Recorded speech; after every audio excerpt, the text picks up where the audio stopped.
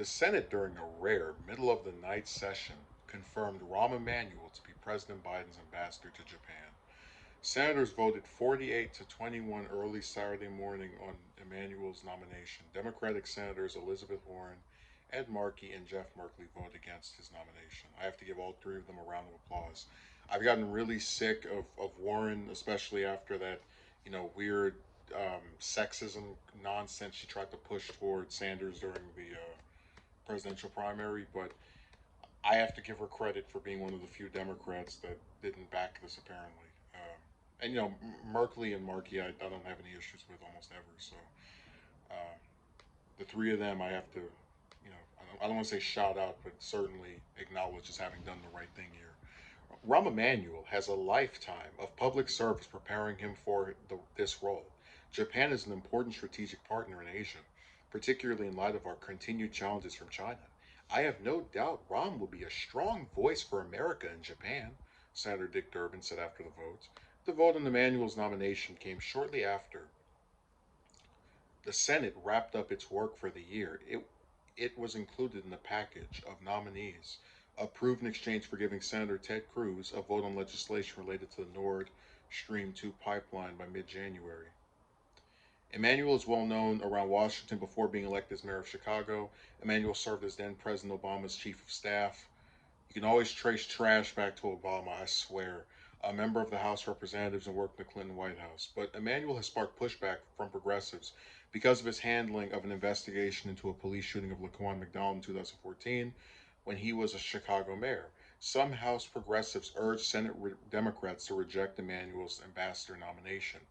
Emanuel addressed the controversy during his confirmation hearing, saying, "There's not a day or week that has gone by that he hasn't thought about McDonald's death." I so want to laugh right now, but defended his acts at the time by trying not to prejudice the judicial process. Both Markey and Merkley opposed his nomination earlier this year during the Foreign Relations Committee vote. Merkley announced in a statement that he was doing so based on the input of civil rights leaders, criminal justice experts, and local elected officials. In a 50-50 Senate, progressive opposition could have sunk Emanuel's nomination if he didn't pick up Republican support. But he cleared the Foreign Relations Committee with the help of Republicans. Republican Senators Roy Blunt, Susan Collins, Chuck Grassley, Bill Hagerty, Ben Sasse, Dan Sullivan, John Thune, and Todd Young voted for him on the floor early Saturday morning. So what's really interesting here, right, is that it's this is another, because Emmanuel is trash. We've already talked about that before, and you can go on pretty much any progressive channel on YouTube and dig for videos from like 3, 4, 5 years ago that'll explain in more detail than I need to do here of why he's not good. Like the McDonald thing is just one instance of his incompetence as mayor. But this story is another good example of what we were talking about when we said that for some reason, when you have the 50-50 Senate, right, it's always when something is in peril, it's because of the moderates. So, for example, with Biden's Build Back Better plan, you had Manchin just for months being the one person that was just killing it along with Cinema. And notice how when you get this really just garbage nominee for ambassador to Japan, somehow he's able to get through in the supposed gridlock divided Senate.